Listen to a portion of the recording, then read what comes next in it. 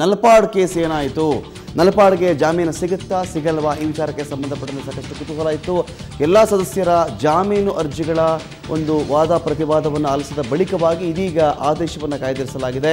ನಲಪಾಡ್ ಜಾಮೀನು ಅರ್ಜಿ ವಿಚಾರಣೆ ಮುಕ್ತಾಯವಾಗಿದೆ. ಆದೇಶವನ್ನು ಇದೀಗ ಸೆಷನ್ಸ್ ನ್ಯಾಯಾಲಯ ಕಾಯ್ದಿರಿಸಿದೆ. ವಿದ್ವತ್ ಮೇಲೆ ಹ್ಯಾರಿಸ್ ಪುತ್ರ ಮೊಹಮ್ಮದ್ ನಲಪಾಡ್ ಹಲ್ಲೆ ಪ್ರಕರಣಕ್ಕೆ ಸಂಬಂಧಪಟ್ಟಂತೆ ಇವತ್ತು ಜಾಮೀನು ಸಿಗಬಹುದಾ ಸಿಗಲ್ವಾ, ಈ ವಿಚಾರಕ್ಕೆ ಸಂಬಂಧಪಟ್ಟಂತೆ ಇದೀಗ ವಾದ ಪ್ರತಿವಾದ ಮುಕ್ತಾಯವಾಗಿದೆ. ಜಾಮೀನು ಅರ್ಜಿಯ ಇದೀಗ ಆದೇಶ ವಿಚಾರಕ್ಕೆ ಸಂಬಂಧಪಟ್ಟಂತೆ ಆ ಒಂದು ಆದೇಶವನ್ನು ಸೆಷನ್ಸ್ ಕೋರ್ಟ್ ಇದೀಗ ಕಾಯ್ದಿರಿಸಿದೆ. ವಿಶೇಷವಾಗಿ ಸಾಕಷ್ಟು ದಿನಗಳಿಂದ ಇದೀಗ ಮೊಹಮ್ಮದ್ ನಲಪಾಡ್ ಮೊದಲಿಗೆ 2 ದಿನಗಳ ಕಾಲ ಪೊಲೀಸ್ ಕಸ್ಟಡಿಯಲ್ಲಿದ್ದ. ಇದೀಗ ಪರಪ್ಪನಗ್ರಹಾರದಲ್ಲಿ ಅವನು ಮತ್ತು ಅವನ ಟೀಮ್ ಅಲ್ಲಿ ಬೀಡುಬಿಟ್ಟಿದೆ. ಅವನಿಗೆ ಜಾಮೀನು ಕೊಡಿಸೋ ವಿಚಾರಕ್ಕೆ ಸಂಬಂಧಪಟ್ಟಂತೆ ಅವರಪ್ಪ ಶಾಸಕ ಹ್ಯಾರಿಸ್ ಅವರ ಪ್ರಯತ್ನ ಕೂಡ ಅಲ್ಲಿ ಮುಂದುವರಿತಾ ಇದೆ. ಇದರ ಮಧ್ಯದಲ್ಲಿ ವಾದ ಪ್ರತಿವಾದ ಕೂಡ ಜೋರಾಗಿತ್ತು. ನಿನ್ನೆ ಎಲ್ಲ ಕೂಡ ನಾವು ಗಮನಿಸ್ತಾ ಬಂದಿದ್ದೀವಿ ಈ ಜಾಮೀನು ವಿಚಾರದಲ್ಲಿ ಏನೇನು ಆಗ್ತಿದೆ ಅಂತ ಹೇಳಿ. ಒಂದು ಕಡೆಯಲ್ಲಿ ಮೊಹಮ್ಮದ್ ನಲಪಾಡ್ ಪರವಾಗಿ ಟಾಮಿ ಸೆಬಾಸ್ಟಿಯನ್ ಇಲ್ಲಿ ವಾದವನ್ನು ಮಾಡ್ತಾ ಇದ್ದರೆ, ವಿಶೇಷ ಸರ್ಕಾರಿ ಅಭಿಯೋಜಕರಾಗಿ ವಿದ್ವತ್ ಪರವಾಗಿ ಶ್ಯಾಮ್ ಸುಂದರ್ ಅವರು ಕೋರ್ಟ್ನಲ್ಲಿ ಅಪೇರ್ ಆಗ್ತಾ ಇದ್ರು. ಇಬ್ಬರು ಕೂಡ ವಾದವನ್ನು ಮಾಡ್ತಾ ಇದ್ದಾರೆ. ಅವನು ಒಂದು ಪಂಚನ್ನು ಜೇಬಲ್ಲಿ ಕ್ಯಾರಿ ಮಾಡಿಕೊಂಡೇ ಓಡಾಡ್ತಾರೆ. 100 ಬಾರಿ ವಿದ್ವತ್ ಮೇಲೆ ಹಲ್ಲೆ ನಡೆದಿತ್ತು. ಹಾಗಾಗಿ ಇಂಥವ್ರನ್ನ ಆಚೆ ಬಿಟ್ಟರೆ ಇದು ಅಪಾಯಕಾರಿ ಸಂದೇಶವನ್ನು ಹೊರಜಗತ್ತಿಗೆ ಕೊಡುತ್ತೆ.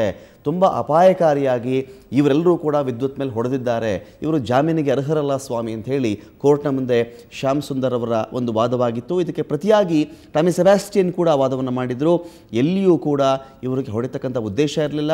ಆ ರೀತಿ ನಿಕ್ಕಲ್ ರಿಂಗನ್ನು ಇವರು ಜೇಬಲ್ಲಿ ಇಟ್ಕೊಂಡು ತಿರುಗಾಡಿದ್ದೇ ಆಗಿದ್ದರೆ ಐಒ ಆಗಲಿ ಅಥವಾ ತನಿಖಾಧಿಕಾರಿ ಆಗಲಿ ಯಾಕೆ ಸೋಫಾರ್ ಆ ನಿಕ್ಕಲ್ ರಿಂಗನ್ನು ಇವರು ವಶಪಡಿಸಿಕೊಂಡಿಲ್ಲ, ನೀವು ಕೇಳಬೇಕು ಸ್ವಾಮಿ ಇದನ್ನು ಅಂತ ಕೂಡ ಟಾಮಿ ಸೆಬಾಸ್ಟಿಯನ್ ಅಲ್ಲಿ ಒಂದು ತಮ್ಮ ವಾದವನ್ನು ಮಂಡಿಸಿದ್ರು. ಮತ್ತು ಮಲ್ಯ ಆಸ್ಪತ್ರೆಗೆ ಯಾಕೆ ಹೋಗಿದ್ರಿ ಇವರು ಮತ್ತೆ ಅಂತ ಕೇಳಿದ್ರೆ ಆರೋಗ್ಯ ವಿಚಾರಿಸಲಿಕ್ಕೂ ಹೋಗಿರಬಹುದು, ಮತ್ತು ಅವ್ರಿಗೂ ಪೆಟ್ಟಾಗಿತ್ತು ಸ್ವಾಮಿ, ತೋರಿಸ್ಲಿಕ್ಕೂ ಹೋಗಿರಬಹುದಾಗತ್ತೆ, ದಾರಿ ತಪ್ಪಿಸ್ತಕ್ಕಂಥ ಕೆಲಸವನ್ನು ಮಾಡ್ತಾ ಇದ್ದಾರೆ, ಇದೊಂದು ಪೊಲಿಟಿಕಲ್ ಪ್ರೆಷರಿಂದ ಆಗಿರ್ತಕ್ಕಂಥ ಕೇಸ್ ಅಂತ ಕೂಡ ಟಾಮಿ ಸೆಬಾಸ್ಟಿಯನ್ ಅವರ ಒಂದು ವಾದವಾಗಿತ್ತು. ಡೀಟೇಲ್ಸ್ ಕೊಡಲಿಕ್ಕೆ ಶಶಿಶೇಖರ್ ಪ್ರತಿನಿಧಿ ಸಂಪರ್ಕದಲ್ಲಿದ್ದಾರೆ. ಶಶಿಶೇಖರ್, ಇದೀಗ ನಾವು ನೋಡ್ತಾ ಇದ್ದೀವಿ ಒಂದು ಕಡೆಯಲ್ಲಿ ಮೊಹಮ್ಮದ್ ನಲಪಾಡ್ಗೆ ಜಾಮೀನು ಸಿಗುತ್ತಾ ಸಿಗಲ್ವಾ, ಕರ್ನಾಟಕ ರಾಜ್ಯದ ಮಟ್ಟಿಗೆ ಸಾಕಷ್ಟು ಕುತೂಹಲದ ವಿಚಾರವಾಗಿಬಿಟ್ಟಿದೆ ಇದು. ಈಗಾಗಲೇ ಇವತ್ತು ಅತಿ ಮುಖ್ಯವಾಗಿ ನಾವು ಇಲ್ಲಿ ನಲಪಾಡ್ ಪರ ವಕೀಲರ ವಾದ ಏನಾಗಿತ್ತು, ಶ್ಯಾಮ್ ಸುಂದರ್ ಏನಾದರೂ ವಾದವನ್ನು ಮಾಡಿದ್ರ, ಎಷ್ಟು ಹೊತ್ತಿಗೆ ಈ ಆದೇಶ ಬರಬಹುದಾಗತ್ತೆ, ಜಾಮೀನು ಸಿಗೋ ವಿಚಾರ ಅಥವಾ ಸಿಗದೇ ಇರೋ ವಿಚಾರ ಅಂತ?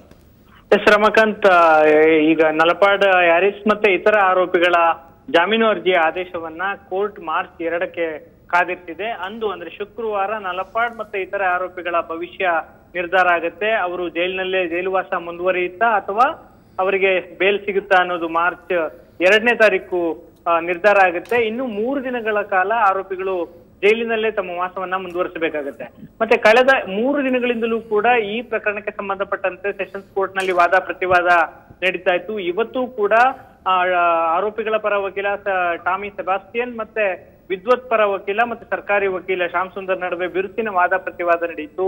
2 ಕಡೆಯ ವಕೀಲರು ಮತ್ತೆ ಉಳಿದ ಆರೋಪಿಗಳಿದ್ದಾರೆ, 2 ರಿಂದ 8ರವರೆಗಿನ ಆರೋಪಿಗಳು, ಅವರ ವಕೀಲರ ವಾದವೂ ಕೂಡ ನಡೀತು ಕೋರ್ಟ್ ನಲ್ಲಿ. ಇದು ಉದ್ದೇಶ ಪೂರ್ವಕವಾಗಿ ಈ ಪ್ರಕರಣವನ್ನ ಪೊಲೀಸರು ದಾಖಲಿಸಿಕೊಂಡಿದ್ದಾರೆ. ಪ್ರಭಾವಿಯೊಬ್ಬನ ಮಗ ಅನ್ನುವ ಕಾರಣಕ್ಕೆ, ಶಾಸಕನೊಬ್ಬನ ಮಗ ಅನ್ನುವ ಕಾರಣಕ್ಕಾಗಿ 307 ಅನ್ನ ಸೆಕ್ಷನ್ ಅನ್ನ ಆಡ್ ಮಾಡಲಾಗಿದೆ. ಮತ್ತೆ ಆರೋಪಿಗಳನ್ನ ಮಾಧ್ಯಮಗಳು ವೈಭವೀಕರಿಸ್ತಾ ಇದ್ದಾವೆ. ಆ ತರದ ಪ್ರಕರಣಗಳೆಲ್ಲವೂ ಕೂಡ ವರದಿಯಾಗುವಂತಹ ಸಂದರ್ಭದಲ್ಲಿ ಇದನ್ನು ನಿರ್ಭಯ ಕೇಸ್ಗೆ ಹೋಲಿಕೆ ಮಾಡಿ ಪಬ್ಲಿಕ್ ಪ್ರಾಸಿಕ್ಯೂಟರ್ ವಾದವನ್ನ ಮಂಡಿಸ್ತಾರೆ. ಆ ರೀತಿಯ ವಾದವನ್ನ ಮಂಡಿಸ್ಲಿಕ್ಕೆ ಇಲ್ಲಿ ಹುಡುಗಿಯೇ ಇಲ್ಲ ಈ ಪ್ರಕರಣದಲ್ಲಿ ಅನ್ನುವಂತಹ ವಾದವನ್ನ ಬಾಲನ್ ಅವರು, ಉಳಿದ ಆರೋಪಿಗಳ ಪರ ವಕೀಲರು ಬಾಲನ್ ಅವರು ಮಂಡಿಸಿದ್ರು. ಮತ್ತೆ ವಿದ್ವತ್ ಅವರ ವೈದ್ಯಕೀಯ ಸ್ಥಿತಿಗತಿಯ ಬಗ್ಗೆಯೂ ಕೂಡ ಕೋರ್ಟ್ಗೆ ಸಮರ್ಪಕವಾದ ಮಾಹಿತಿಯನ್ನ ನೀಡಿಲ್ಲ. ಮತ್ತೆ ವಿದ್ವತ್ ಸಂಪೂರ್ಣವಾಗಿ ಚೇತರಿಸಿಕೊಂಡಿದ್ದಾರೆ, ಆಸ್ಪತ್ರೆಯಿಂದ ಬಿಡುಗಡೆಯಾಗುವಂತಹ ಮಟ್ಟದಲ್ಲಿದ್ದಾರೆ.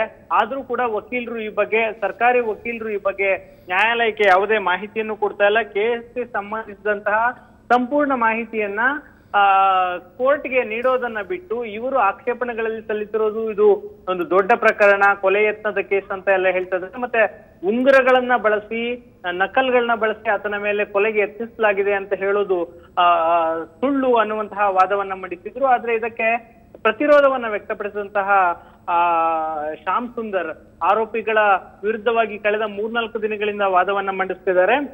ಯಾವುದೇ ಕಾರಣಕ್ಕೂ ಆರೋಪಿಗಳಿಗೆ ಜಾಮೀನನ್ನ ಕೊಡಬಾರ್ದು, ಜಾಮೀನು ಕೊಟ್ರೆ ಪ್ರಕರಣದಲ್ಲಿ ಸಾಕ್ಷಿಗಳ ಮೇಲೆ ಪ್ರಭಾವ ಇರುವಂತಹ ಸಾಧ್ಯತೆ ಇರುತ್ತೆ.